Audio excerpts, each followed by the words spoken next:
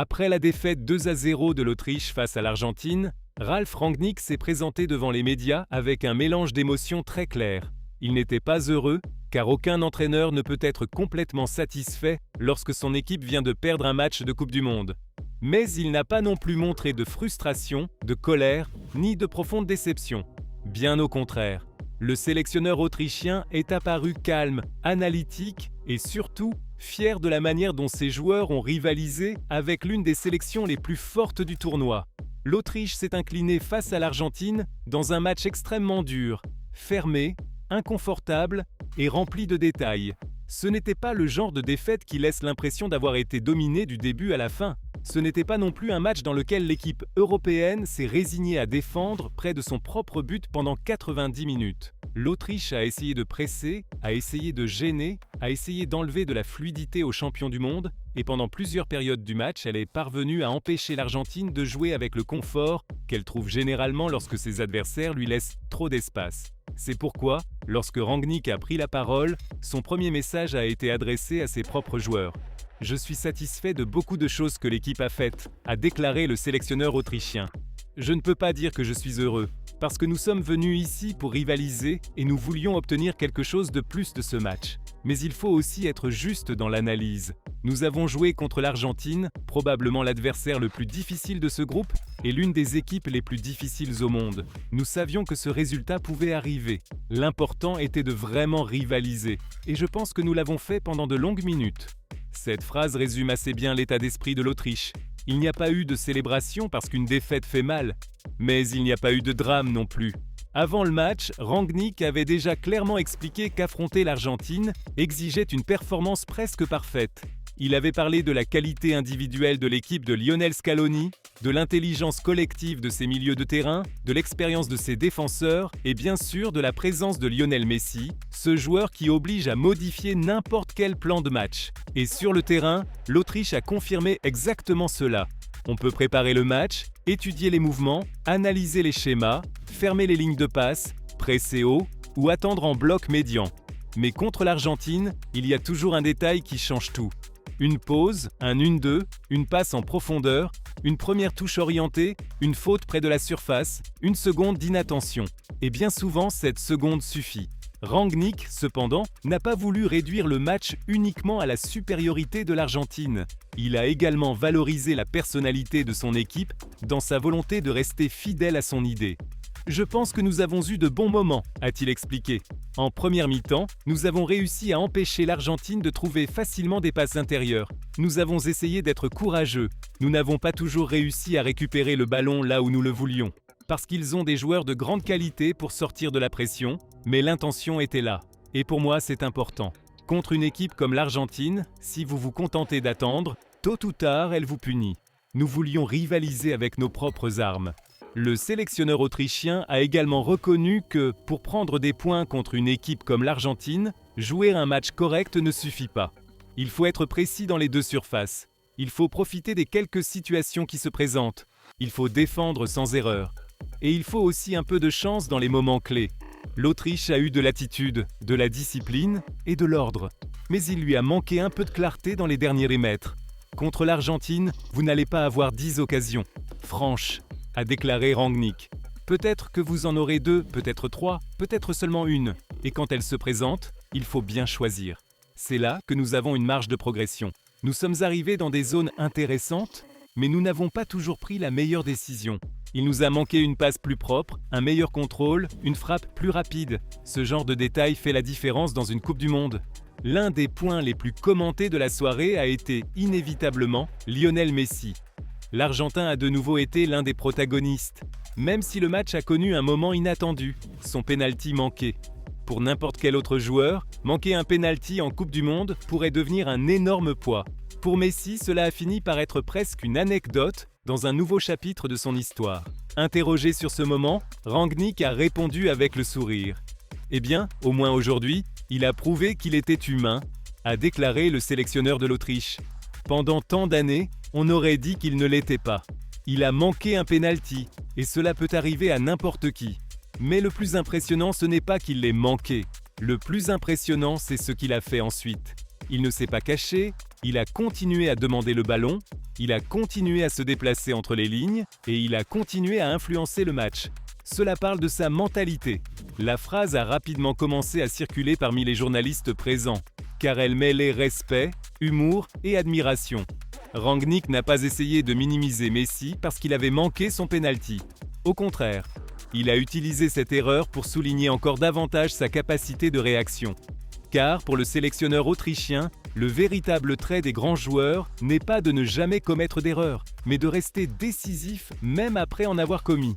Beaucoup de joueurs, après avoir manqué un penalty dans un match comme celui-ci, ont besoin de quelques minutes pour revenir mentalement, a-t-il ajouté. Cela n'arrive pas avec Messi. Il peut manquer et 30 secondes plus tard, il pense déjà à l'action suivante. C'est l'une des raisons pour lesquelles il est à ce niveau depuis si longtemps. Rangnick a également expliqué que l'Autriche avait particulièrement travaillé pour réduire l'influence de Messi entre les lignes. L'idée était de ne pas lui permettre de recevoir face au jeu, de l'entourer dès qu'il touchait le ballon et de le forcer à le jouer vers des zones moins dangereuses. Par moments, le plan a fonctionné. L'Autriche a réussi à empêcher Messi d'avoir un match confortable dès le début. Mais cela, selon le sélectionneur, ne signifie jamais que le problème est résolu. Avec Messi, il n'existe pas vraiment de moyen de le contrôler complètement, a-t-il admis. Vous pouvez réduire les espaces, vous pouvez mettre des joueurs près de lui, vous pouvez essayer de le faire recevoir dos au but. Mais il comprend le jeu avant tout le monde.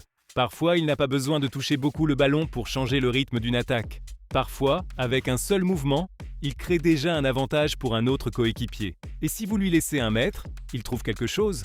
Au-delà de Messi, Rangnick a souligné la structure de l'Argentine. Pour lui, l'une des grandes vertus de l'équipe de Scaloni est qu'elle ne dépend plus seulement d'une individualité, aussi extraordinaire soit-elle. L'Argentine sait rivaliser dans des matchs au rythme différent. Elle peut presser, elle peut défendre bas, elle peut gérer une avance, elle peut accélérer avec ses ailiers ou temporiser avec ses milieux. Et cela, pour l'Autriche, a rendu le match encore plus exigeant. L'Argentine, ce n'est pas seulement Messi, a-t-il souligné. Évidemment, Messi est spécial, nous le savons tous. Mais autour de lui, il y a une équipe très mature. Ils savent quand attaquer, quand calmer le match, quand faire une faute tactique, quand accélérer. Ils ont des joueurs qui ont déjà beaucoup gagné ensemble. Cette expérience se ressent.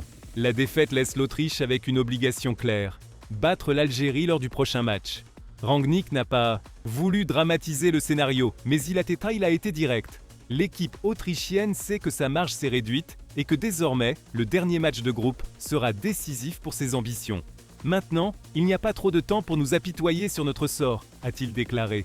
Nous devons bien récupérer, analyser ce que nous pouvons améliorer et préparer le match contre l'Algérie. C'est notre objectif. Nous sommes arrivés en sachant que ce groupe allait être très difficile et nous savions aussi que tout se déciderait probablement lors de la dernière journée. Maintenant, nous devons gagner, c'est aussi simple que cela. Le sélectionneur a également clairement indiqué qu'il ne veut pas que ses joueurs arrivent au match contre l'Algérie alourdis par la frustration. Au contraire, il veut qu'ils utilisent ce qu'ils ont fait contre l'Argentine comme un signal positif. Si l'Autriche a été capable de rivaliser de cette manière contre le champion du monde, elle doit aussi avoir suffisamment de confiance pour imposer son football contre l'Algérie. J'ai dit aux joueurs de garder la tête haute, a révélé Rangnick. Pas parce que perdre est acceptable, mais parce que l'attitude était la bonne. Si nous maintenons cette intensité, si nous sommes plus précis avec le ballon, et si nous utilisons mieux nos occasions, nous avons les arguments pour gagner le prochain match. Mais nous devrons le prouver sur le terrain. L'Autriche sait que l'Algérie sera un adversaire complètement différent. Elle n'aura pas le même type de maîtrise que l'Argentine, mais elle peut poser d'autres problèmes. Vitesse, impact physique, transition rapide et un besoin similaire de prendre des points. Rangnick comprend que ce match ne sera pas gagné simplement parce que l'Autriche a bien rivalisé contre l'Argentine. Il faudra jouer avec intelligence, patience et efficacité. L'Algérie a des joueurs dangereux, a-t-il averti. Nous ne pouvons pas penser que, parce que nous avons fait un bon match contre l'Argentine, le suivant sera plus facile. Il n'y a pas de match facile dans une Coupe du Monde. Nous devons respecter l'adversaire, mais nous devons aussi croire en nous. Si nous voulons rester dans le tournoi, nous avons besoin d'une grande performance. Dans le vestiaire autrichien, le sentiment était similaire. De la douleur après la défaite, mais pas de résignation. L'équipe est repartie en sachant qu'elle était passée près de rendre l'Argentine encore plus mal à l'aise, mais aussi en comprenant que, contre des équipes de ce niveau, chaque petite erreur se paie. Rangnick a essayé de transformer cette lecture en carburant pour la suite. L'image finale du sélectionneur a été celle d'un entraîneur réaliste.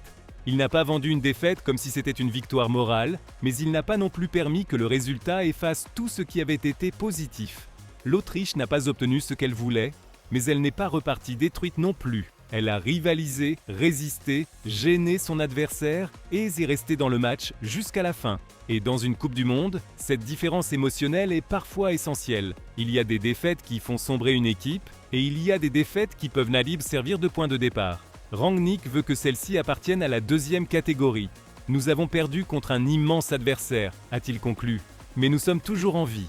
Maintenant, tout dépend de notre réaction. Si nous réagissons en équipe, si nous sommes courageux et si nous jouons avec la même énergie, nous aurons notre chance contre l'Algérie. L'Autriche n'est pas repartie heureuse. Elle ne pouvait pas repartir heureuse après avoir perdu. Mais elle n'est pas repartie vide non plus. Elle est repartie avec la certitude d'avoir rivalisé avec l'un des géants du tournoi et avec une mission très claire devant elle. Laisser la défaite derrière elle, corriger les détails et jouer sa qualification contre l'Algérie. Et pendant ce temps, Rangnick a laissé l'une des phrases du jour sur Messi. Pendant un instant, lorsqu'il a manqué un penalty, il a semblé humain. Mais quelques minutes plus tard à peine, il a rappelé à tout le monde pourquoi, même lorsqu'il se trompe, il reste différent.